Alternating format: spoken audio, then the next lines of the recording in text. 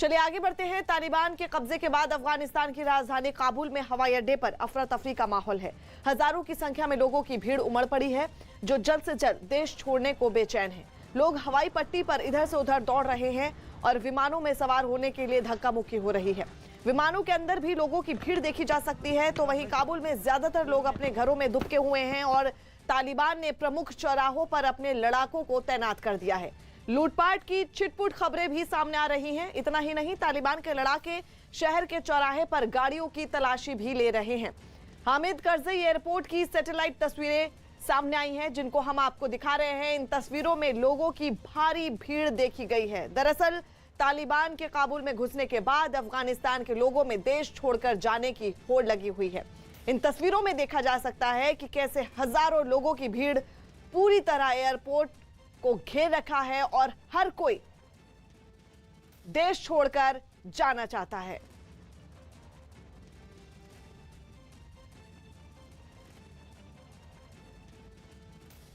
अफगानिस्तान में तालिबान राज लौटते ही दहशत और खौफ से भरे लोगों की ऐसी तस्वीरें आई कि रूह कांप जाए। एक दिन पहले तालिबान ने जैसे ही अफगानिस्तान की राजधानी काबुल पर कब्जा किया, जिसके बाद राष्ट्रपति अशरफ गनी देश छोड़कर भाग गए और पीछे छोड़ गए तालिबान के आतंक से घबराई अफगानिस्तान की जनता। काबुल एयरपोर्ट पर जुटे लोगों की हालत देखकर तो कलेजा मुंह को आ गया। वहां देश छोड़ने के लिए डरे सहमे लोगों की भीड़ इकट्ठा हो गई और लोग रनवे से उड़ान भरने को तैयार अमेरिकी एयरफोर्स के विमान के साथ साथ दौड़ने लगे और जब उन्हें कुछ नहीं सूझा तो वो विमान के पंख पर चढ़ गए। ये लोग तालिबान के आतंक से बचने के लिए अपनी जान की बाजी लगाकर विमान के पंखों पर सवार होकर वहां से निकलने की कोशिश कर रहे थे। इस चक्कर में उन्हें ये तक होश नहीं रहा कि ऐसा करके वो मौत को दावत दे रहे हैं, क्योंकि जैसे ही विमान आसमान में पहुंचा कुछ लोग ऊपर से नीचे गिर गए, जिनमें 2 लोगों के नीचे गिरने की दिल दहला देने वाली तस्वीरें भी सामने आईं, जिसे देखकर इस बात का अंदाजा लगने लगा कि अफगानिस्तान में 20 साल बाद तालिबान राज की वापसी से वहां के लोग किस कदर दहशत में हैं। और काबुल में तालिबान के लड़ाकों के घुसने के बाद वो किसी भी कीमत पर वहां से निकलना चाहते हैं। वहां हजारों लोग इस उम्मीद से इकट्ठा हो गए कि किसी तरह उन्हें कोई फ्लाइट मिल जाए और वो अफगानिस्तान से बाहर निकल सकें। लेकिन ऐसा हो नहीं पाया और नौबत यह आ गई कि काबुल एयरपोर्ट पर भगदड़ मच गई।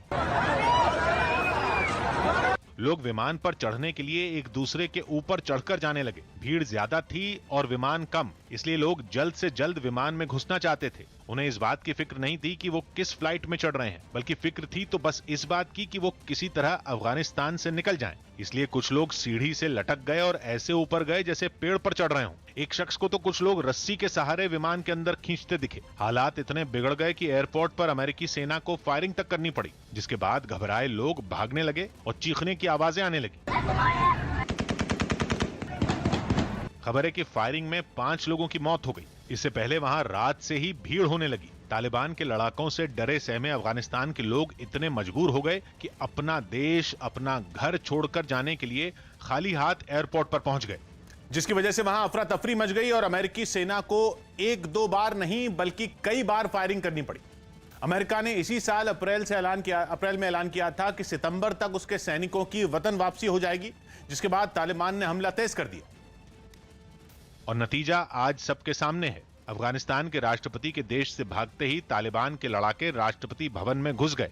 हाथों में हथियार लेकर वो राष्ट्रपति भवन में बेखौफ अंदाज में घूमते फिरते रहे। उन्होंने वहां अपनी तस्वीरें भी खिंचवाई और दुनिया को यह संदेश दे दिया कि अब अफगानिस्तान पर तालिबान का कब्जा है। यही नहीं, उन्होंने काबुल में लहरा रहा अफगानिस्तान का झंडा भी उतार दिया और अलग अलग जगहों पर चेक पॉइंट बनाकर आने जाने वाली गाड़ियों की चेकिंग करने लगे।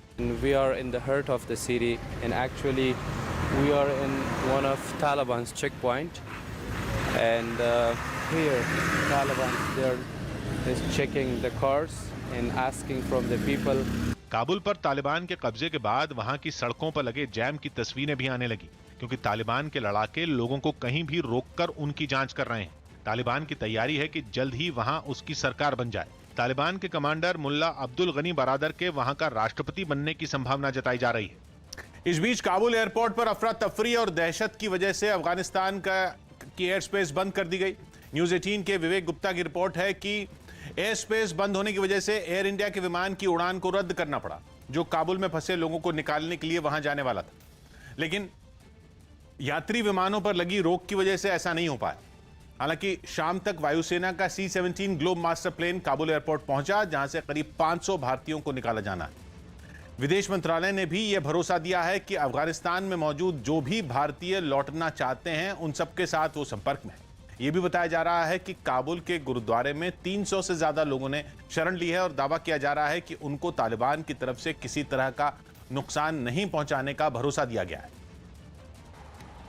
इसमें कुल 320 लोग हैं, जिनमें से 50 हिंदू परिवार हैं, बाकी सिख हैं। ये सब महफूज हैं और गुरुद्वारे के अंदर ही सब लोग हैं। अभी कुछ पल पहले ही वहाँ के लोकल तालिबान लीडर्स हैं, उन्होंने गुरुद्वारे को विजिट किया, कोई आश्वासन दिलाया कि आपको घबराने की जरूरत नहीं, आपकी सुरक्षा की हम जिम्मेवारी लेते हैं। वहीं अफगानिस्तान के राष्ट्रपति अशरफ गनी के देश छोड़ने पर हैरान करने वाली जानकारी सामने आई। न्यूज एजेंसी रॉयटर्स की रिपोर्ट के मुताबिक अशरफ गनी ने 4 गाड़ियों और 1 हेलीकॉप्टर के साथ अपना मुल्क छोड़ा और इन सभी गाड़ियों और हेलीकॉप्टर में बेहिसाब पैसे भरकर वो अपने साथ ले गए।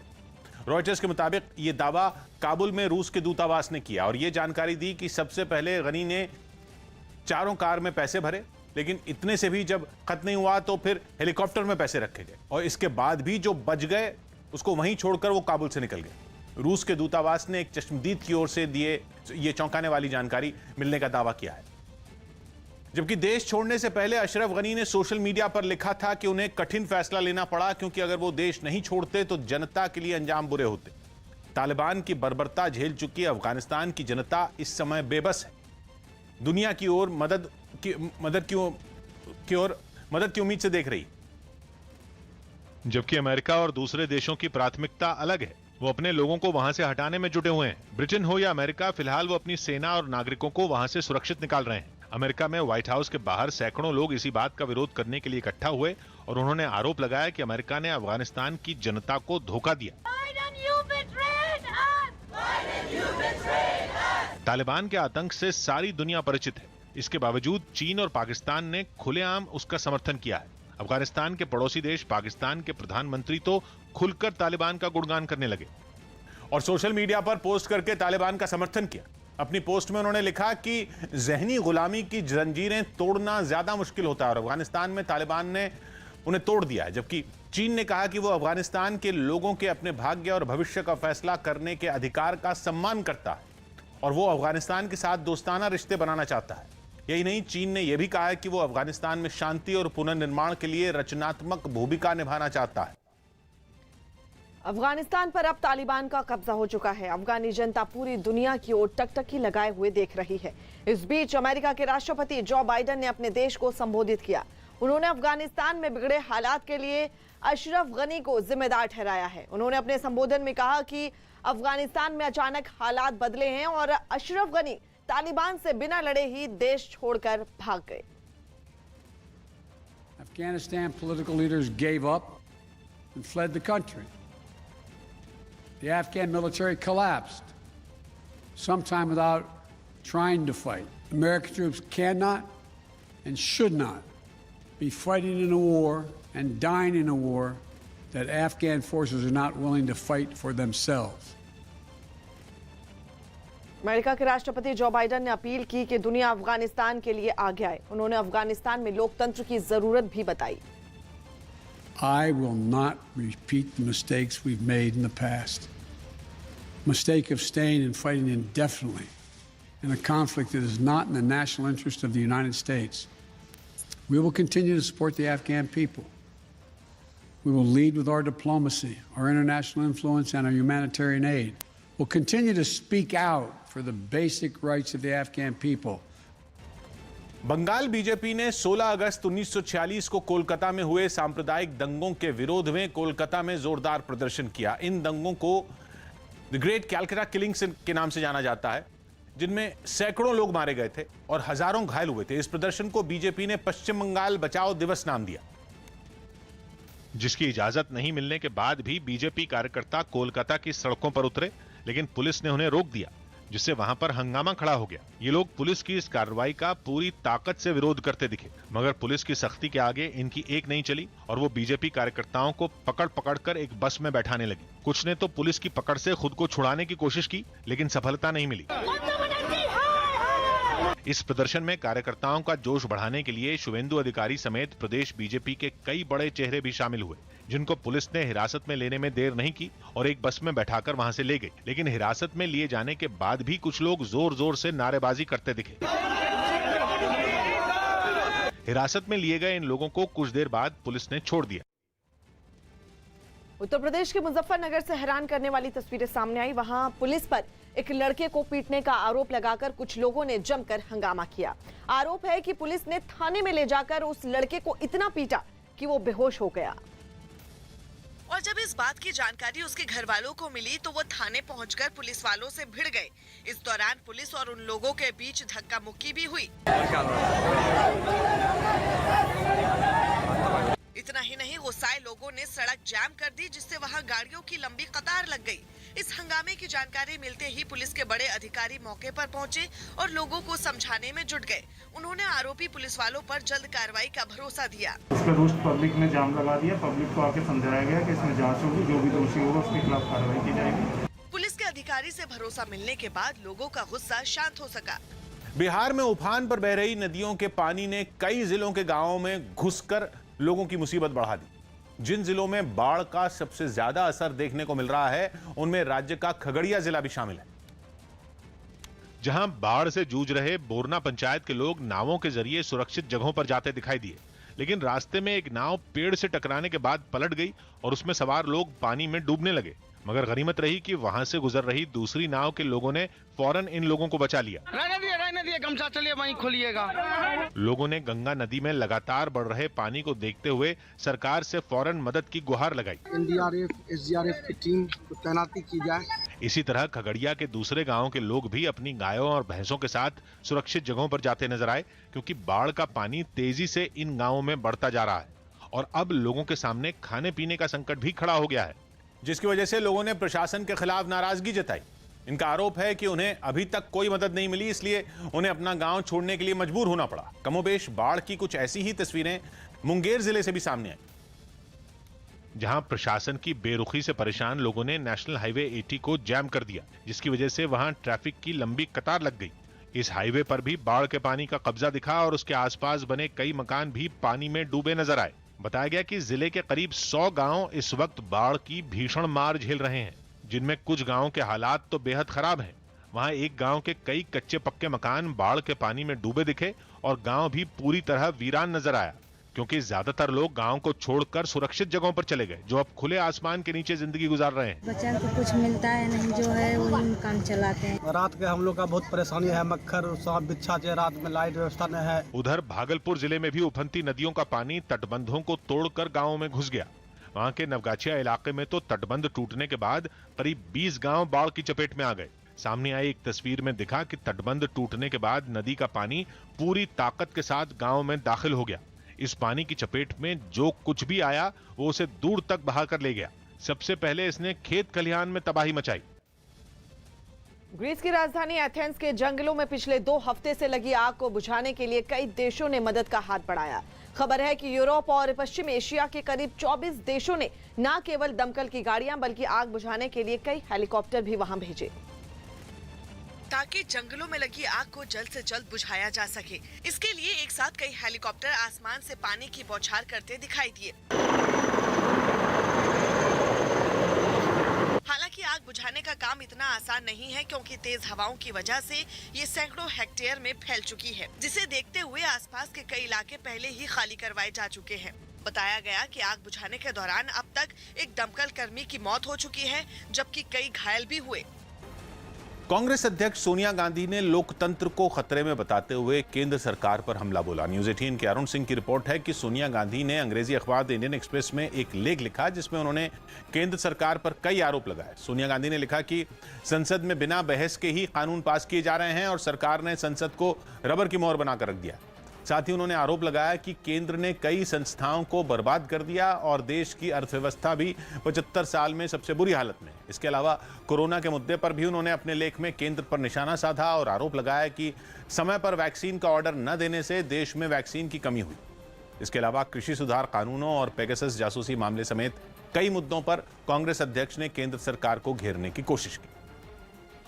सोनिया गांधी के इन आरोपों पर जवाब देने के लिए बीजेपी भी सामने आई। बीजेपी नेता तरुण चुग ने लोकतंत्र को खतरे में बताने के आरोपों पर तीखा पलटवार किया।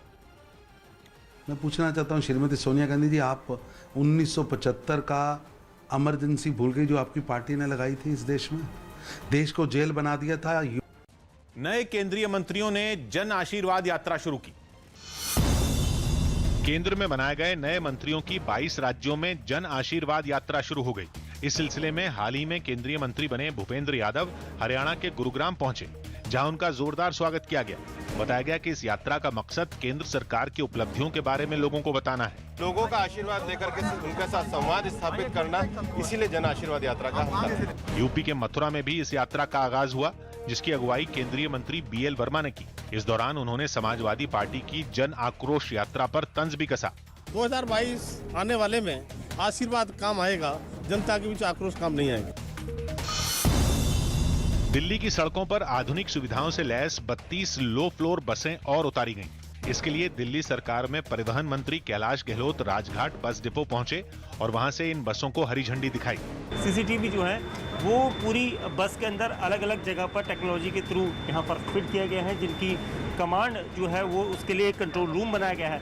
इन बसों में CCTV के अलावा महिलाओं की सुरक्षा के लिए पैनिक बटन भी लगाया गया है। ये पैनिक बटन जो है हमारे जो सेंट्रल जो कमांड सेंटर है वहाँ से कनेक्टेड है, तो तुरंत वो मैसेज आता है कि भाई किसी यात्री को कोई प्रॉब्लम है। श्रीलंका के क्रिकेटर कुशल परेरा की कोरोना रिपोर्ट पॉजिटिव आई, जिसकी वजह से उनकी दक्षिण अफ्रीका के खिलाफ सीरीज में खेलने की संभावनाएं काफी कम हो गई, क्योंकि ये वनडे सीरीज 2 सितंबर से होनी है, जिसके लिए करीब 2 हफ्ते का ही समय बचा है।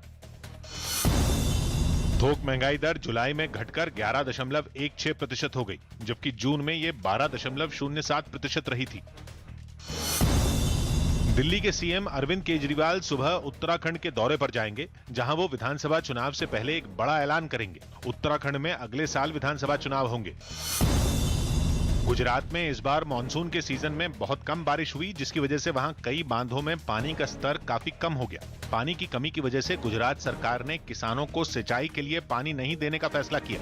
અત્યારે કોઈ પણ ડેમમાં 30-35% કરતા વધુ પાણી નથી। ये फैसला इसलिए लिया गया ताकि पीने के पानी की समस्या न हो, लेकिन गुजरात सरकार के इस फैसले ने किसानों की चिंता बढ़ा दी। सोमनाथ दादा की कृपा होगी तो एक बारिश के डैम भरेगा और खेडूत खुशहाल हो जाएगा। मध्य प्रदेश सरकार ने जबलपुर की मेडिकल यूनिवर्सिटी में मार्कशीट घोटाले की जांच के आदेश दे दिए। इससे पहले इस घोटाले का पर्दाफाश करने वाले RTI कार्यकर्ता अखिलेश त्रिपाठी ने आरोप लगाया कि इस मामले की सही तरीके से जांच नहीं हो रही है। इस सब मामले की रिपोर्ट आने के बाद ये था कि FIR होगी, पर आज तक कोई कार्रवाई नहीं हुई है। हालांकि राज्य सरकार ने मार्कशीट घोटाले में उचित जांच का भरोसा दिया। जो भी दोषी होंगे, कितना भी बड़ा व्यक्ति होगा, उसको बख्शा नहीं जाएगा। आरोप है कि यूनिवर्सिटी में पैसे लेकर ऐसे कई छात्रों को पास किया गया जिन्होंने कभी परीक्षा ही नहीं दी। जबलपुर की मेडिकल यूनिवर्सिटी में घोटाले की भनक लगते ही सरकार पहले से ही जाग गई है और मंत्री ने कमेटी बनाकर पूरे घोटाले की जांच के आदेश दिए हैं। राजस्थान के बीकानेर से डरा देने वाली तस्वीरें सामने आई। वहां हाईवे पर एक ट्रक में आग लगने से हड़कंप मच गया। ये आग कैसे लगी, इस बात का पता नहीं लग पाया, लेकिन देखते ही देखते वो ट्रक आग में पूरी तरह घिर गया। वहां से उठ रही तेज लपटों को देखकर हाईवे पर कई लोग इकट्ठा हो गए। एहतियातन दूसरी गाड़ियों को कुछ दूरी पर ही रोक दिया गया। इसके बाद दमकल कर्मी वहां पहुंचे और आग बुझाने में जुट गए, लेकिन आग बुझने तक ट्रक का अगला हिस्सा जलकर राख हो चुका था। गनीमत ये रही कि ट्रक के ड्राइवर समेत 2 लोगों ने किसी तरह कूदकर अपनी जान बचा ली। आंध्र प्रदेश के गुंटूर जिले से हैरान करने वाली तस्वीर सामने आई। वहां एक दलित छात्रा की हत्या पर खूब हंगामा हुआ। आरोप है कि इस इंजीनियरिंग छात्रा की हत्या उसी के एक दोस्त ने एक दिन पहले दिन दहाड़े चाकू मारकर कर दी थी, जिस पर वहां अगले ही दिन हंगामा खड़ा हो गया और छात्रा के घर वालों से मिलने जा रहे TDP नेता और चंद्रबाबू नायडू के बेटे नारा लोकेश को पुलिस ने गिरफ्तार कर लिया। लेकिन इससे पहले वहां पुलिस को इन लोगों को रोकने के लिए काफी मेहनत करनी पड़ी। जब हालात बेकाबू होने लगे तो पुलिस को बल प्रयोग करना पड़ा। पुलिस के इस एक्शन से टीडीपी नेता और उनके समर्थक भी तैश में आ गए और वो पुलिस से ही भिड़ गए। लेकिन पुलिस भी डटी रही और जल्द ही इन लोगों को पकड़कर वहां पहले से मौजूद एक ट्रक में डाल दिया। लेकिन ये काम पुलिस के लिए इतना आसान नहीं रहा और वहां मौजूद टीडीपी नेता के समर्थकों ने पुलिस वालों का रास्ता रोककर उनसे बहस शुरू कर दी। हालांकि जिन लोगों को पुलिस ट्रक में बैठाने में कामयाब रही वो ट्रक से बाहर लटककर नारेबाजी करते दिखे। नारा लोकेश की गिरफ्तारी से भड़के टीडीपी कार्यकर्ताओं ने थाने पहुंचकर खूब हंगामा किया। वहां से सामने आई तस्वीरों में कुछ लोग थाने की दीवार के पास खड़े होकर मुख्यमंत्री के खिलाफ नारेबाजी करते दिखे, जबकि पास ही एक गली में मौजूद प्रदर्शनकारियों को पुलिस रोकती नजर आई। इनमें कुछ तो आसपास बने मकानों की बाहरी दीवार पर खड़े दिखे। मामले को तूल पकड़ता देख पुलिस ने आरोपी को भी गिरफ्तार कर लिया। स्पेन के जंगलों में लगी आग रिहायशी इलाकों में भी खतरा बन गई है। वहां जंगलों के जलने का सिलसिला थमने का नाम नहीं ले रहा। यहां तक कि इस आग की वजह से करीब 800 लोगों को अपना घर-बार छोड़ने पर मजबूर होना पड़ गया। जिसकी एक तस्वीर आई वेलेंसिया से। वहां तो आग लगने की वजह से इतना धुआं उठा कि कई किलोमीटर दूर से भी साफ दिखाई पड़ा। सड़क पर धुएं का गुबार लोगों में खौफ पैदा करता दिखा और इस धुएं की वजह थी इलाके में जंगल को बर्बाद करती ये आग, जिसने कई किलोमीटर के जंगल को पूरी तरह राख कर दिया। हर तरफ इस पर काबू पाने के लिए दमकल विभाग के लोग कोशिश करते नजर आए। कुछ जगहों पर तो इसे बुझाने के लिए सेना के विमानों की मदद लेनी पड़ी, जो पानी फेंकने के लिए हवा में मंडराते दिखाई दिए। जंगल में लगी ये आग कब दबे पांव रिहायशी इलाकों में दाखिल हो गई, किसी को पता नहीं चला। शहर की एक चर्च में तो गर्मी की वजह से ऊपरी हिस्से ने आग पकड़ ली, जिसे बुझाने के लिए दमकल कर्मी मशक्कत करते दिखाई दिए। इसके लिए उन लोगों ने छत पर खड़े होकर पानी के मोटे पाइप का सहारा लिया। वहां एक जगह तो पूरी सड़क पर धुएं का कब्जा नजर आया और दमकल विभाग के लोग सड़क के किनारे आग बुझाने में मशगूल नजर आए। जंगलों का एक बड़ा हिस्सा शोलों में तब्दील हो गया और यह सिलसिला जल्दी थमता भी नहीं दिखाई पड़ता।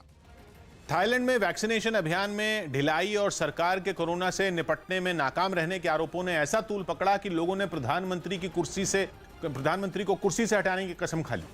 इस बार वहां की राजधानी बैंकॉक में प्रदर्शनकारी प्रधानमंत्री के घर पर धावा बोलने निकल पड़े और पुलिस से जा भिड़े। बीते एक हफ्ते में ऐसा 5वीं बार हुआ जब सरकार विरोधी प्रदर्शनों में लोग और पुलिस आमने सामने आ गए। और फिर प्रधानमंत्री के घर के पास ही एक तरफ पुलिस लोगों पर पानी की बौछार करती दिखी तो दूसरी तरफ प्रदर्शनकारी उस पर पटाखे छोड़ते नजर आए। हालांकि इस हिंसा से पहले बैंकॉक में लोगों ने मोटरसाइकिलों और गाड़ियों से रैली निकालकर शांति के साथ प्रधानमंत्री का इस्तीफा मांगा। कोरोना की वजह से लागू इमरजेंसी में वहां सार्वजनिक कार्यक्रमों पर रोक है, लेकिन सरकार पर कोरोना पर काबू पाने में नाकाम रहने का आरोप लगाने वाले प्रदर्शनकारी खुद ही उससे बचाव के नियमों की अनदेखी करते नजर आए। उनके चेहरे मास्क से ढके जरूर दिखे, लेकिन हजारों की भीड़ के बीच 2 गज की दूरी की उम्मीद करना ही बेमानी था। सुबह से रात हो गई, लेकिन प्रदर्शनकारी घर लौटने को तैयार ही नहीं हुए, बल्कि रात में तो उन्हें खदेड़ने के लिए पुलिस की भरी पूरी टुकड़ी पूरे लाव लश्कर के साथ सड़क पर तैनात दिखी। थाईलैंड में युवाओं ने पीएम को सत्ता से बेदखल करने समेत कुछ दूसरे राजनीतिक सुधारों के लिए पिछले साल मोर्चा खोला था। महामारी की वजह से उस विरोध की आवाज धीमी पड़ गई थी, लेकिन इस साल अप्रैल में कोरोना ने वहां ऐसा कहर बरपाया कि सरकार विरोधी आंदोलन को एक बार फिर धार मिल गई। वाराणसी के मारुति नगर में एनडीआरएफ और प्रशासन लोगों की मदद कर रहा है, क्योंकि घर में पानी भर जाने के बाद लोग छतों पे आसरा लगाए हुए हैं, जिनकी मदद प्रशासन लगातार कर रहा है। इस वक्त हम गंगा नदी के पानी में हैं, जो शहरी इलाके से सटा हुआ इलाका एनडीआरएफ की टीम, और आप देखिए कैसे पानी उनको दिया जा रहा है। बाल्टी जो है वो बाकायदा गमछे में बांध कर नीचे डालते हैं, उसमें बोतल दिया जाता है और फिर उन लोगों को पानी दिया जाता है। और आप देखिए कैसे किस तरीके से काम कर रही है एनडीआरएफ, यानी पीने का पानी जो सबसे मुश्किलात काम होता है वो ऊपर से देखिए बाकायदा वो पानी बाल्टी से ले जा रहे हैं, ऊपर ले जाएंगे और फिर ये पानी उनको देंगे। तो ये एनडीआरएफ की टीम में क्या दिक्कत है? आपको कोई दिक्कत है? कोई दिक्कत नहीं है और खास करके एनडीआरएफ वाले बहुत ही अच्छा काम कर रहे हैं। तो सब कुछ मिल रहा है? होते तो आज जिंदगी ठप हो गया होता। क्या नाम आपका? मेरा नाम शंभू मिश्रा है। तो देखिए ये शंभू मिश्रा जी थे, इनका सीधे तौर पर कहना है कि एनडीआरएफ नहीं होती तो हमारा काम ठप हो जाता, सब कुछ ठप हो जाता। और ये पूरा इलाका जिस रास्ते पे हम चल रहे हैं, कभी जिंदगी इस पर चलती थी, लोग इस पर चलते थे, लेकिन ये घर देखिए एक लेयर, कम से कम एक लेयर जो है यहाँ डूबी हुई आपको नजर आए। लेकिन एनडीआरएफ की टीम काम कर रही है, उनके कमांडर्स भी हैं, उनके जो लोकल इंचार्ज हैं वो सभी लोग हैं। तो बहुत ही मुश्किलों का सामना करना पड़ रहा है। तो कितनी मुश्किल से सामना कर रहे हैं मिथिलेश जी भी है, कैसे काम कर रहे हैं बताइए। यहाँ तो आप देख ही रहे हैं किस तरह से पूरा पानी भरा हुआ है, गली है, पिलर बना हुआ है, रड निकला हुआ है, सभी बबूल का पेड़ है, उस तरह के करते हुए लेकिन जहाँ भी जरूरत पड़ रहा है हम समय से पहुँच रहे हैं और राहत पहुँचा रहे हैं। तो देखिए समय से पहुँच रहे हैं, कॉल को ले रहे हैं, सब जगह पहुँचा रहे हैं। देखिए पेड़ भी हमसे टच होकर निकल रहा है। तो ये इस तरीके से काम किया जा रहा है। तो बहुत ही मुश्किल है पानी में जिंदगी को बचाना, जिंदगी को चलाना। ब्रिजेश अखिलेश साथ अजीत सिंह, गंगा नदी, वाराणसी। उत्तर प्रदेश के भदोही से हैरान करने वाला एक वीडियो सामने आया। वहां हाईवे पर एक ट्रक के पलटने के बाद उसमें भरे सेबों को लूटने की होड़ मच गई। बताया गया कि यह ट्रक हादसे के बाद हाईवे के किनारे पलट गया, जिसके बाद वहां सेब की पेटियों को लूटने के लिए लोग टूट पड़े। इस घटना की खबर जैसे जैसे फैलती गई, वहां लोग थैलियां और बोरियां लेकर पहुंचने लगे। थोड़ी ही देर में पलटे हुए ट्रक के पास लोगों का जमावड़ा लग गया। इनमें बच्चे, बुजुर्ग और महिलाएं सभी शामिल दिखे। ट्रक में रखे फल बिखर कर जमीन पर फैल गए, जिन्हें उठाने की लोगों में होड़ मच गई। जिसको जो मिला वो उसी में सेबों को ले जाता दिखा।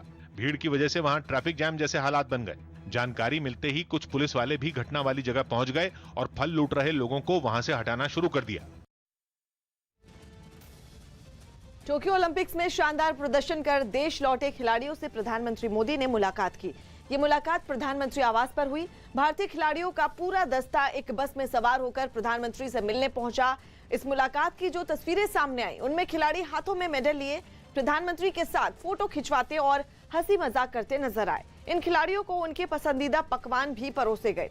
इस मौके पर प्रधानमंत्री ने खिलाड़ियों से पूछा कि देश आजादी का अमृत महोत्सव मना रहा है, ऐसे में क्या वो लोग 15 अगस्त 2023 तक देश के लिए 75 स्कूलों में जा सकते हैं, जहां कुपोषण को खत्म करने के बारे में बात करने और बच्चों के साथ एक खेल खेलने के लिए भी प्रधानमंत्री ने कहा।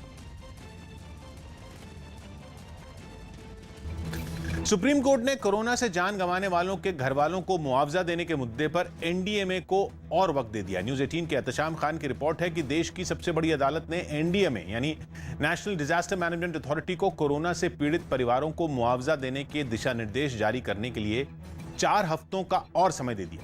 इससे पहले जून में सुप्रीम कोर्ट ने एनडीएमए को आदेश दिया था कि वो मुआवजा देने के दिशा निर्देश जारी करे। इसके लिए एनडीएमए को 6 हफ्तों का समय भी दिया गया था, लेकिन ऐसा अब तक नहीं हो पाया।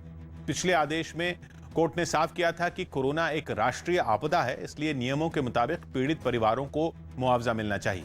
हालांकि कोर्ट ने एक याचिका पर सुनवाई के दौरान पीड़ितों को 4 लाख रुपए मुआवजा देने से इनकार कर दिया था और कहा था कि ये एनडीएमए तय करेगा कि किसे कितना मुआवजा मिलेगा और उसकी प्रक्रिया क्या होगी। अटल बिहारी वाजपेयी को उनकी पुण्यतिथि पर श्रद्धांजलि दी गई। राष्ट्रपति रामनाथ कोविंद और पीएम मोदी ने पूर्व प्रधानमंत्री अटल बिहारी वाजपेयी को उनकी पुण्यतिथि पर श्रद्धांजलि दी। इसके लिए वो दिल्ली में अटल बिहारी वाजपेयी के समाधि स्थल गए और उन्हें याद किया। डेविड वॉर्नर का पुलिस की वर्दी में एक वीडियो सोशल मीडिया पर वायरल हो गया, जिसमें वो अक्षय कुमार की फिल्म खिलाड़ी 786 के लुक में नजर आए। दिल्ली के मंगोलपुरी में बाइक से जा रहे एक लड़के की पतंग के मांझे से मौत हो गई। फ्लाईओवर से गुजरते समय यह मांझा उसके गले में उलझ गया था। अफगानिस्तान में बिगड़े हालात के बावजूद उसकी टीम अक्टूबर में होने वाले T20 वर्ल्ड कप में हिस्सा लेगी। वहां के क्रिकेट बोर्ड ने इसकी जानकारी दी। कोरोना की वजह से बंद स्कूलों की कमी पूरी करने के लिए मुंबई में अशोक कुर्मी नाम के एक समाज सेवी ने एक बस को स्कूल में तब्दील कर दिया, जिसमें बच्चों की पढ़ाई की सारी व्यवस्था मुफ्त की गई। मुंबई में रहने वाले अशोक कुर्मी ने एक इनिशिएटिव ली है। उन्होंने जो स्कूल की जो बसेस है वो जो बंद पड़ी हैं, उसमें ही उन्होंने स्कूल की बस में ही एक छोटा सा क्लासरूम खोला है। इस बस में कई बच्चे पढ़ाई करते नजर आए। अशोक ने बताया कि ये कोशिश उन बच्चों के लिए की गई जिनकी गरीबी, ऑनलाइन क्लास और उनकी पढ़ाई के बीच दीवार बन गई। रिस्पॉन्स पेरेंट्स और बच्चों का काफी अच्छा है। जो बच्चे बाहर घूमते थे, खेलते थे, समय का उपयोग करके यहाँ पे आते हैं। बच्चों को यहाँ यूनिफॉर्म में बुलाया गया ताकि उन्हें अपने स्कूल की कमी महसूस न हो। साथ ही उन्हें तमाम विषयों की किताबें भी मुहैया कराई गईं। इंग्लिश और मैथ्स और हिंदी, ऐसा सब, मराठी, ऐसा सब सर सिखाते हैं। दिल्ली के पास नोएडा में एक मकान में आग लगने से 2 बच्चियों की जलकर मौत हो गई। इस दौरान इलाके के लोगों ने दमकल की गाड़ियों पर देरी से पहुंचने का भी आरोप लगाया। परिजनों को सेफली वहां से इवैक्यूएट कर लिया गया है और यथार्थ हॉस्पिटल में एडमिट करा दिया गया है। केंद्रीय स्वास्थ्य मंत्री मनसुख मांडविया ने केरल का दौरा किया और वहां बढ़ रहे कोरोना के मामलों पर जानकारी ली। पश्चिम बंगाल में भारी बारिश के बाद आई बाढ़ से कई लोगों की मुसीबतें बढ़ गई। नदियों के उफान पर आने की वजह से मालदा के कई गांवों में पानी घुस गया और वहां सड़क पर नाव चलने की नौबत आ गई है। सामने आई तस्वीरों में कई लोग सड़क पर नाव के सहारे आते जाते दिखे। भारी बारिश के बाद बाढ़ का पानी निचले इलाकों में भर गया, जिसकी वजह से लोगों का बाहर निकलना भी मुश्किल हो गया। घुटने तक पानी भरने से सड़कें नहरों में तब्दील हो गई हैं, तो कुछ लोग टिन की चादरों से बनाई गई नाव से पानी को पार करते हुए दिखाई दिए। सामने आई एक तस्वीर में कुछ मकान और एक सरकारी दफ्तर पानी में डूबे हुए दिखाई दिए। मूसलाधार बारिश ने जापान को ऐसा भिगोया कि वहां बाढ़ के साथ गंदे कीचड़ के सैलाब ने तांडव मचा दिया। वहां 3 लोगों की मौत की खबर भी है। जापान के दक्षिण पश्चिमी हिस्से में पिछले हफ्ते से ही भारी बारिश हो रही है और वहां के मौसम विभाग ने चेतावनी जारी की है कि अभी कुछ और दिन बादल आफत बरसाना बंद नहीं करेंगे। जबकि अब तक हुई बारिश ने ही जापान की कमर तोड़कर रख दी है। हिरोशिमा से सामने आई तस्वीरों में तो गंदे पानी के दर्जनों झरने बेतरतीब बहते दिखे। यहाँ तक कि बाढ़ के पानी ने कब्रिस्तान में दफन मुर्दों पर भी रहम नहीं खाया। हालात इतने बिगड़ गए कि कहीं लोग खुद ही कीचड़ साफ करते नजर आए तो कहीं बाढ़ के पानी को रोकने की कोशिश करते दिखे। वहीं जापान के थाकेयो में तो एक शॉपिंग सेंटर की कई 100 मीटर तक फैली पार्किंग में हर तरफ बस कीचड़ ही कीचड़ नजर आया। अब हाल यह है कि प्रशासन ने 40 लाख से ज्यादा लोगों को अपने घर छोड़कर सुरक्षित जगहों पर जाने के निर्देश जारी कर दिए हैं। मैं हूं किशोर अजवाणी। आज की ताजा खबर जारी है।